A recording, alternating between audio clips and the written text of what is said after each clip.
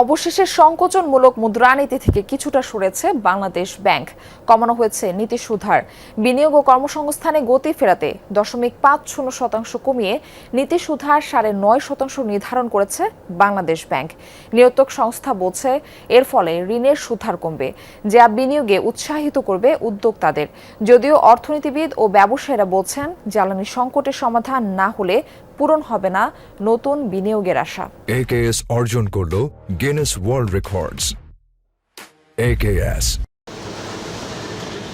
নিত্যপণ্যের দাম বাড়লে বেকায়দায় পড়ে নিম্ন আয়ের মানুষ। হিসাব মেলে না আয় ব্যয়ের। তাই উচ্চ মূল্যস্ফীতির লাগাম টানতে টাকার যোগান কমানোর উদ্যোগ নেয় বাংলাদেশ ব্যাংক। কয়েক দফা বাড়িয়ে নীতি সুধার নিয়ে যাওয়া হয় 10%। এতে কিছুটা কমে মূল্যস্ফীতি। 2 অঙ্ক থেকে নেমে আসে 1 অঙ্কের ঘরে। যদিও গেল কয়েক মাস ধরে তা আবারও বাড়তে শুরু করেছে। এদিকে মূল্যস্ফীতি কিছুটা কমলেও এর নেতিবাচক প্রভাব পড়ে বেসরকারি খাতের ঋণ প্রবাহে। মে মাসেও বেসরকারি খাতে ঋণ প্রবৃদ্ধি ছিল 5%-এর নিচে, যা গেল কয়েক বছরের মধ্যে সর্বনিম্ন। এমন অবস্থায় প্রায় 2 বছর পর কঠোর মুদ্রানীতি থেকে কিছুটা সরে এসেছে বাংলাদেশ ব্যাংক। বেসরকারি খাতে গতি ফেরাতে 0.50% কমিয়েছে নীতি সুধার। মূলত শিল্পায়ন, কর্মসংস্থান এবং ব্যবসা বাণিজ্যকে সম্প্রসারণ করা এবং এটাকে উৎসাহ দান। ব্যাংক ঋণে সুদের হার শিল্পায়নের ক্ষেত্রে এই মুহূর্তে একটা বড় বাধা।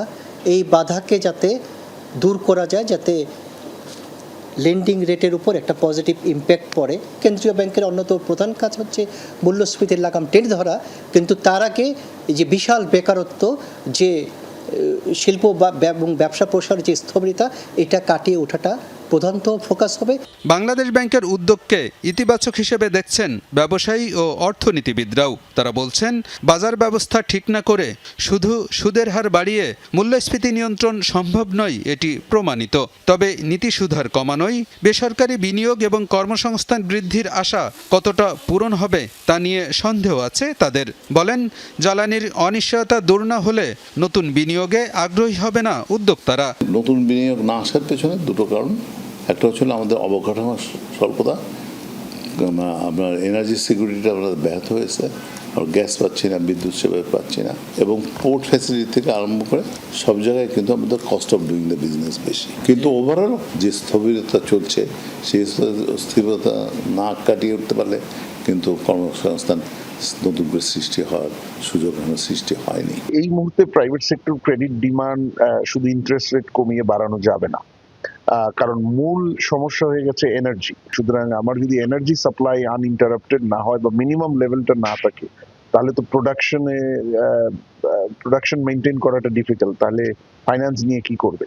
তো সেই দিক থেকে চিন্তা করলে এই যে 0.5% কমিয়েছে, তাতে হয়তো ইনফ্লেশনের এমন কোনো বড় ক্ষতি হবে না, কিন্তু ক্রেডিট ডিমান্ড বাড়বে নাকি সেটা নিয়ে সন্দেহ রয়ে যায়। বিশ্লেষকরা বলছেন বাংলাদেশ ব্যাংকের এ সিদ্ধান্তে বেসরকারি খাতে ঋণ প্রবাহ বাড়বে কিনা তা নির্ভর করছে ব্যবসার পরিবেশ এবং ব্যাংকগুলোর তারল্য ব্যবস্থাপনার উপর।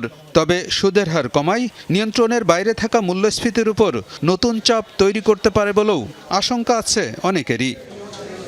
আলমগীর হোসেন, যমুনা নিউজ, ঢাকা।